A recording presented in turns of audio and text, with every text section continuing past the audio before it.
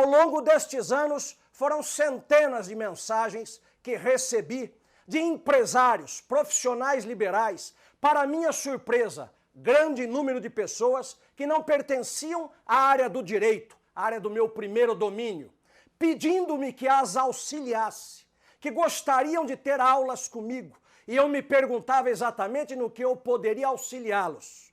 Não há dúvida que o empresário, o profissional liberal, o advogado, o acadêmico, todos têm um projeto na vida. O primeiro destes projetos é abstrato, é o ser feliz. Esta entidade aberta que ninguém sabe exatamente definir o que seja a felicidade. Mas há uma busca, uma projeção de colocá-la no aspecto profissional. Imaginam as pessoas que, descobrindo a profissão correta e sendo nela exitosas, meio passo da felicidade já haveria. Mas há, ao mesmo tempo, aqueles outros que conectam a ideia da profissão à ideia do ganhar dinheiro, imaginando este instrumento da felicidade. Tendo observado ao longo destes anos, nas diferentes áreas, nos diferentes domínios da sociedade, pelas razões particulares da minha própria vida, quais são as angústias das pessoas, quais são as buscas dos jovens, o que estes profissionais liberais almejam e buscam para crescer, para realizarem a plena potência. Sempre visualizei, como uma bela imagem, a do filósofo espanhol José Ortega y Gasset, a árvore dorme na semente. Significa dizer que todos tendo uma potência enquanto semente, conseguirão fazer dela emergir a grande árvore, onde se realizarão e poderão um dia descansar nesta sombra, dizendo, de fato, conquistei o meu espaço na vida. Observei a angústia dos concursandos, que uma vez, duas, três, 10, lutam e não são aprovados. E me lembrava dos meus estagiários. Quantos juízes, quantos promotores de justiça que estagiaram comigo passaram nos concursos sem que eu os ensinasse aquele alfabeto mínimo jurídico, porque aquilo, imaginava eu, e estava certo, aprendiam na faculdade. Quantos me perguntavam de método de estudo? Eu digo, método eu não ensino. Eu ensino uma filosofia de vida. Eu ensino um conceito. Eu vou fazê-lo campeão e vencedor, porque esta árvore que dorme nesta semente precisa ser bem analisada, regada, para que possa, sob a luz, o sol da existência, dar o melhor de si e crescer. Eu tenho, dentre milhares de estagiários que o Ministério Público de São Paulo sempre teve, há alguns anos atrás, em 3 concursos públicos, os 2 primeiros colocados, para minha honra, eram os meus estagiários, meus braços direitos. Eu os ensinei a matéria do dia a dia? Não. Eu penso tê-los ensinado, contribuído com algo a mais, com esta filosofia do vencedor, que não é meramente uma postura, é algo muito mais, é algo superior, que transcende a banalidade do aquilo que se escreve apenas em um livro. É a decodificação, o quanto possível, da alma humana, o quanto possível apontar-lhes as perspectivas do sucesso, como devem abordar a vida, como devem abordar o estudo, como devem abordar idealmente uma profissão. Sempre cravei àqueles que me seguem uma bandeira que logo afastou aqueles que não rezavam na mesma cartilha. Ciência com consciência. Pautei minha vida postulando por ética, aplicando por ética, buscando manter uma coerência existencial sobre aquilo que penso, com aquilo que digo, com aquilo que faço. Passando esta segurança aos meus alunos, e hoje são milhares de promotores de justiça, de juízes por este Brasil, passando esta segurança de quem luta por um ideal e tem uma bandeira na vida, eu tenho muito orgulho de dizer que aqueles que nos seguem numa jornada acadêmica, numa jornada de perspectiva, de sucesso e de vitória, porque ninguém vem nesta vida para perder. E na batalha da vida não a vejo somente no aspecto romântico, vejo-a como competição na sociedade contemporânea que vivemos. Não é tão mais belo vencer honestamente? Aliás, é a única vitória que eu conheço. Perguntava o grande Aristóteles, na Grécia Antiga, o pai da filosofia, que podemos dizer, se tem até o arqueiro um alvo para a sua flecha, não terá um homem um alvo, um objetivo para a sua vida? Quando se descobre a vocação, quando se pode ouvir a voz interior e descobrir onde podemos nos sair melhor, quando podemos, uma vez descoberta esta vocação, o que melhor fazer para melhor render e obter o sucesso que queremos, tão mais fácil chegaremos lá. É o grande Sêneca também da antiguidade que dizia: não há vento favorável para aquele que não sabe para onde quer ir. E quantos jovens perdidos, quantos empresários desesperados, quantos profissionais liberais que não sabem se vão poder pagar o aluguel da sua loja, do seu escritório no próximo mês e não sabem como, para onde correr ou como reprogramarem as suas vidas. Desde que nós saibamos para onde queiramos ir, para onde possamos ir, nós precisamos também nos distanciar desta média triste. Segundo as pesquisas, 97% das pessoas aproximadamente têm baixa autoestima. Mas que árvore frondosa poderá emergir desta natureza se ela é contida, autolimitada por esta baixa autoestima do indivíduo? Logo se vê que não basta meramente um plano racional ou até um plano afetivo, quando há limitadores psicológicos das nossas potencialidades. Vejam, comecei pela área jurídica, tendo terminado a minha faculdade aos 20 anos. Passei em ambos os concursos a que me submeti e foram concursos duríssimos. Meus alunos aprovados com grande categoria. Os alunos que hoje tenho nas áreas que me proponho a ensinar são todos vitoriosos e campeões. Mas a vida me levou para outros ventos e outros rumos.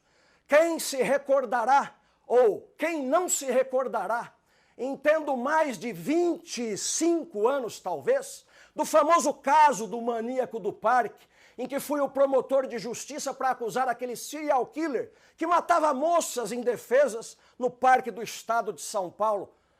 E me obrigou, em razão da natureza de um crime que a esta época não se conhecia, a estudar psiquiatria forense, a estudar psicologia, a estudar psicanálise, a estudar neurologia, a estudar endocrinologia com médicos, psiquiatras, psicanalistas, psicólogos. E viajei o mundo nas minhas férias, buscando saberes outros que eu não conhecia. E tanto avancei e tanto progredi que são dezenas de obras que as publiquei, as escrevendo em nome de um ideal, porque houve um tempo que todo o aprendizado se dava principalmente pela leitura.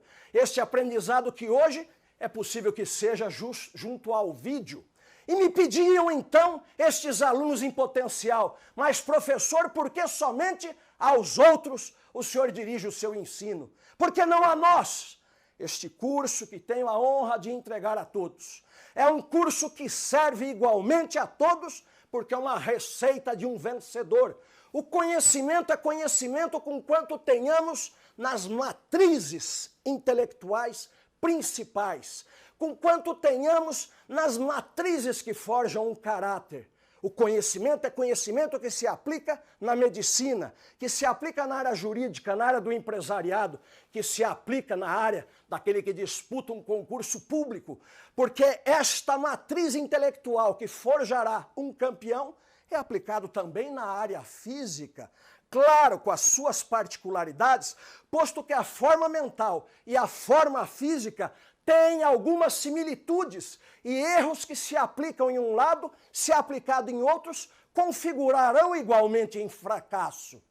Esta é a razão pela qual, no ringue da vida, já tendo passado um bom pedaço dela, caminhado nesta existência, assisti a muitos tombarem ao meu lado, conquanto disséssemos: não faça isso, e caíam. Assistimos a outros com o perfil de vencedor, sentindo o vento bater em sua direção, porque diz que o vento do destino sopra e bafeja com a sorte os bons. Mas tem que fazer por merecer, tem que lutar, e venceram. Quantos assisti que tiveram uma fama meteórica, e quem sobe como foguete, desce como bólido, desce como meteoro. e as assisti cair. O mais belo da vida é não olhar para trás. Este é o mais belo, é olhar para trás e dizer de nada me arrependo, como São Paulo combatia o bom combate, vou vencendo e nasci para viver com a cabeça em pé.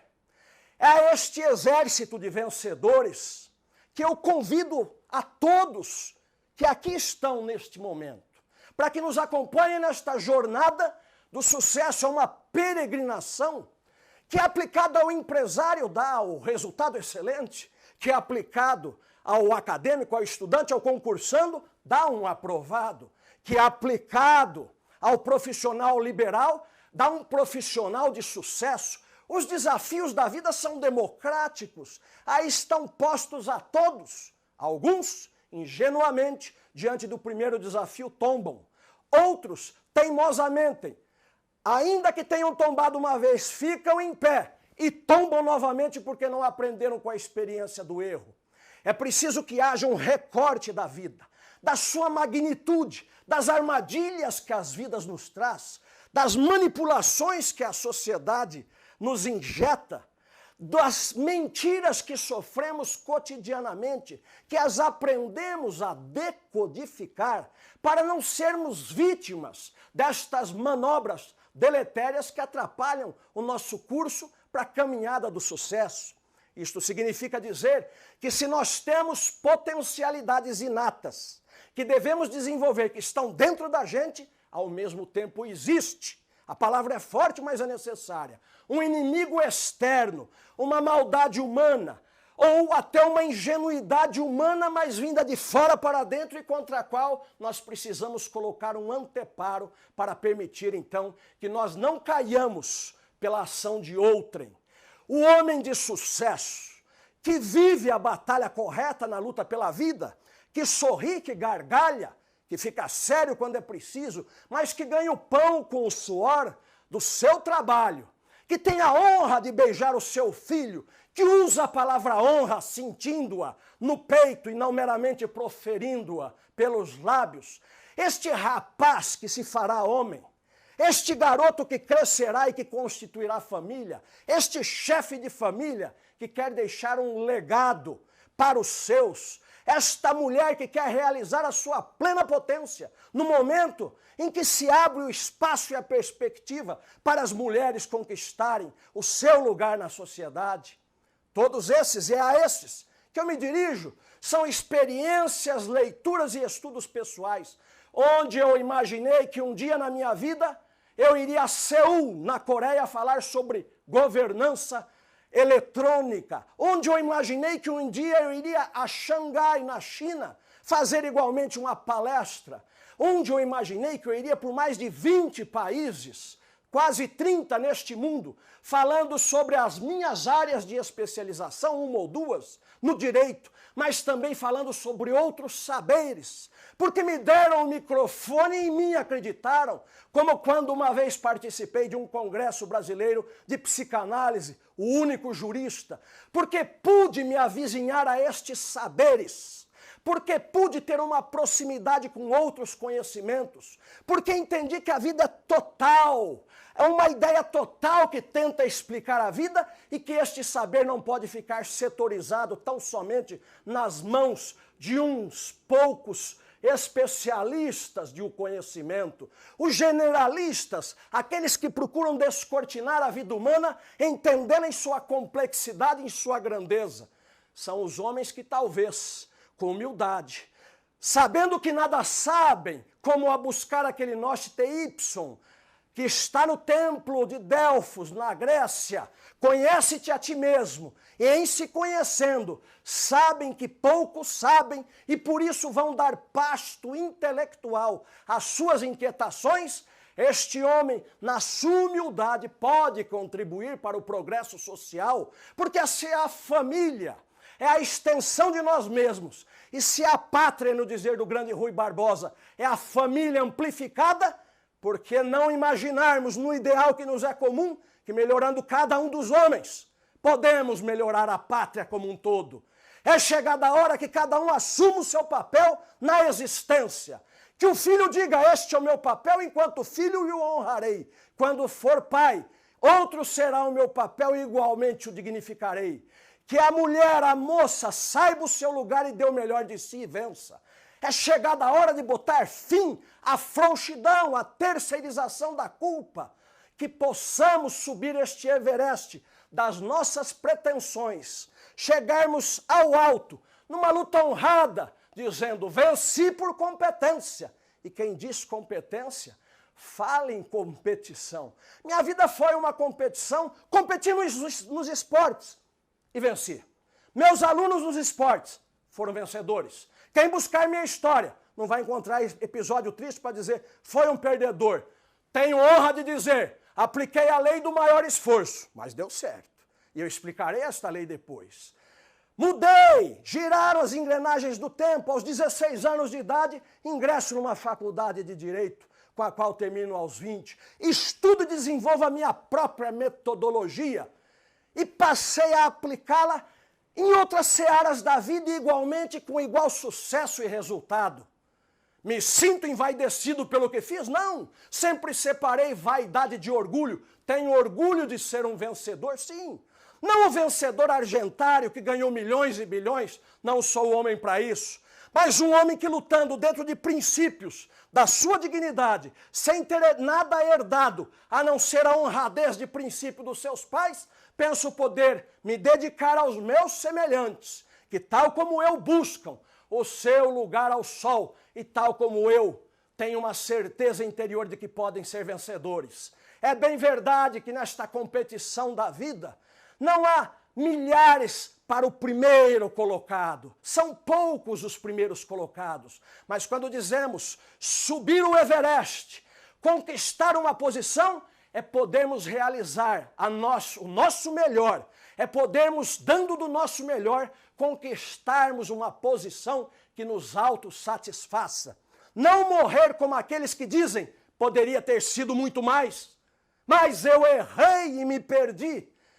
Que possamos realizar esta partitura, este projeto de vida que desenhamos para nós. Que primeiro saibamos o que queremos, que depois de sabermos o que queremos, exatamente o que somos, que depois possamos então, através de uma filosofia, com alguma metodologia, separando o endógeno que vem com nós mesmos, dos nossos perigos e dos nossos méritos, e do exógeno, que é aquilo que vem contra nós, fazendo um anteparo, podermos então decuplamente render e vencer. Na minha escola, entram os que querem vencer. Nesta escola, como meus alunos, entram os que eticamente pretendem vencer. E nesta escola que nós falamos, nesta jornada de campeões e vencedores, os que têm orgulho de lutar e vencer, combater este bom combate, dar um bom exemplo, porque a vida se dá com exemplos. O quanto poderei chegar e onde poderei chegar. Façamos então, como princípio deste nosso curso que a hora se inicia, como fazia aquele professor de História Natural da Calábria, que dava suas aulas de modo seriado, como uma novela. E dizia aos seus alunos, conseguirá o célebre general Marco Antônio conquistar o coração da grande Cleópatra, a imperatriz do Egito? Conseguirá o escravo Otávio colocar a serpente em meio cesto às flores, para que então pique a rainha? Querem saber a cena do próximo capítulo? Então não perca a aula que virá. Sejam muito bem-vindos. A sua jornada comigo começa agora.